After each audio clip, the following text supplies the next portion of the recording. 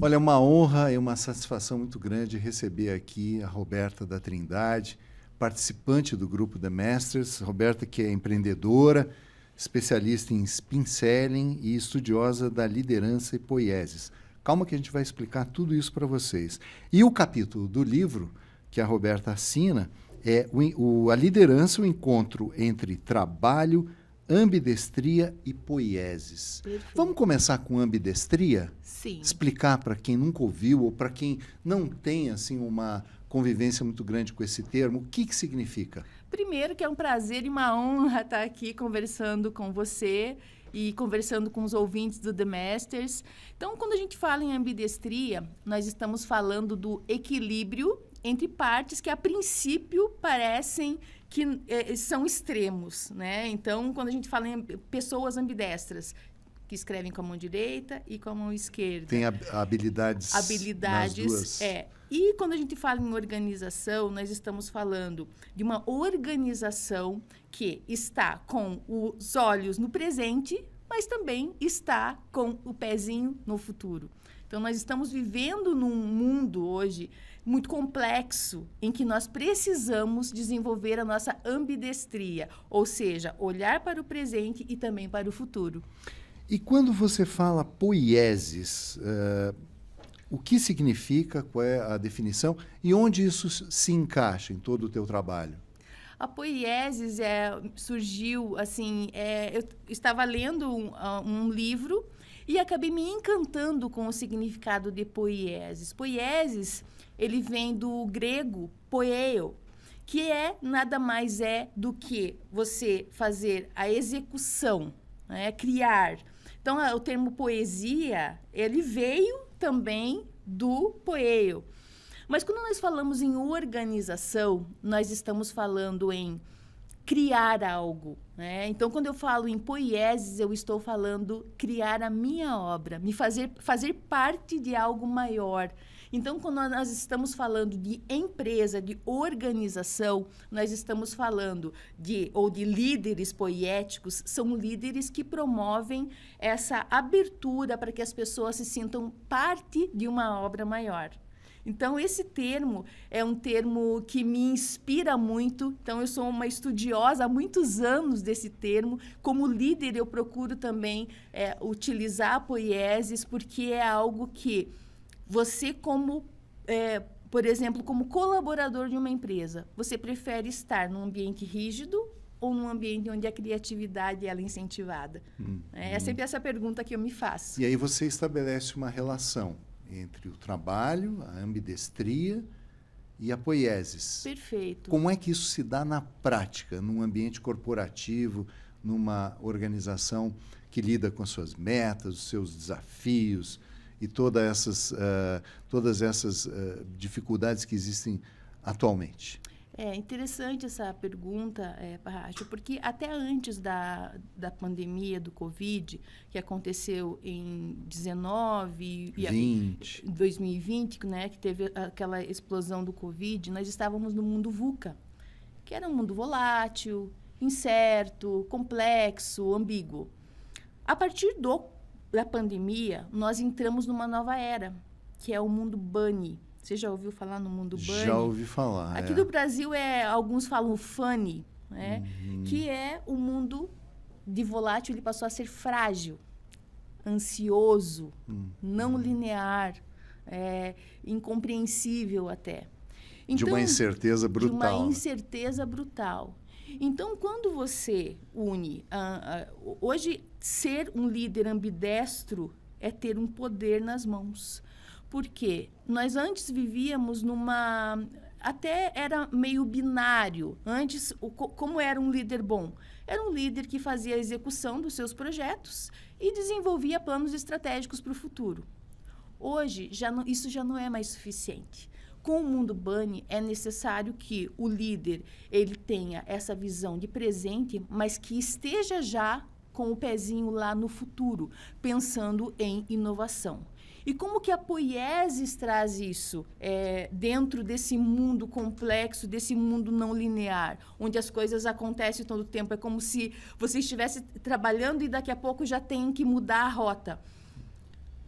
A poiesis, ela faz com que o líder ele desenvolva um propósito maior e inclua pessoas nesse propósito. Então, as pessoas, nesse mundo frenético de mudanças, elas já não trabalham mais apenas para executar o seu trabalho, mas pensando também num propósito próprio.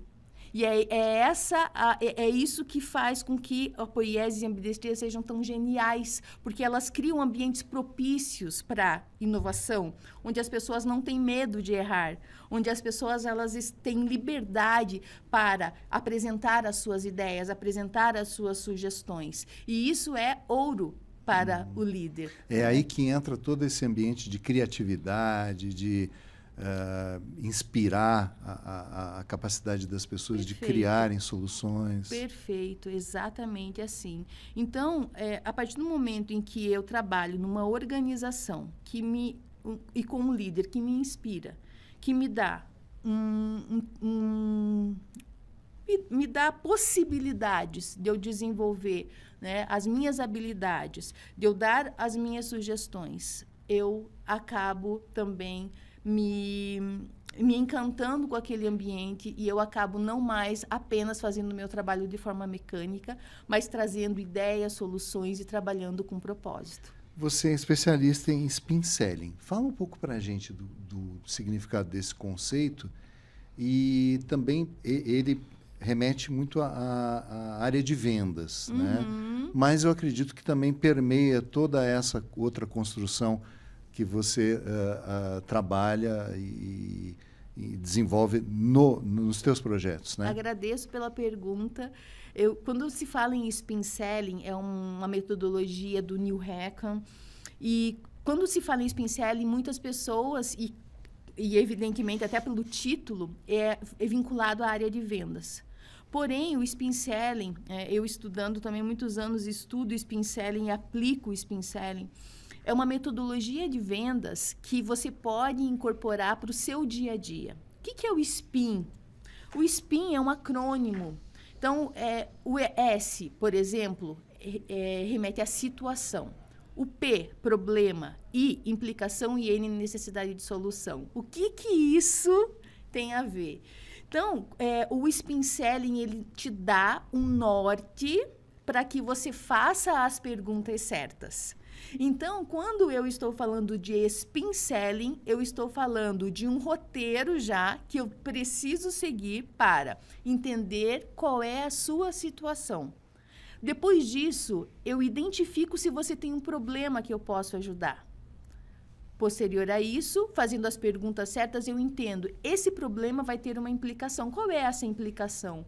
O que isso vai trazer de malefício ou de dificuldades para você? E aí eu apresento a solução, né? Que pode ser um produto meu, um serviço ou até mesmo uma ideia. Então, você percebe como o SPIN ele pode estar ligado, sim, à nossa vida pessoal, à liderança, porque quando você está numa situação de desafio, poxa vida, deixa eu entender qual é a situação desse cenário. Se eu não resolver essa situação, qual é o problema que eu vou enfrentar? Se eu não resolver esse problema imediatamente, qual é a implicação? E aí, vamos lá, reúne todo mundo, qual é a solução que nós temos? Você diria que o líder, ele enfrenta obstáculos, talvez culturais ou de informação, para aplicar essas metodologias, principalmente essa questão do poiesis, né, da poiesis, dentro de um ambiente que, às vezes mais fechado, mais resistente à inovação e mudança? Infelizmente, um desafio que o líder ambidestro, poético, ele pode enfrentar na sua carreira é se deparar com uma empresa que seja mais tradicional, que não promova essa cultura. E aí, eu até escrevi um artigo recente sobre isso, qual é a solução para isso?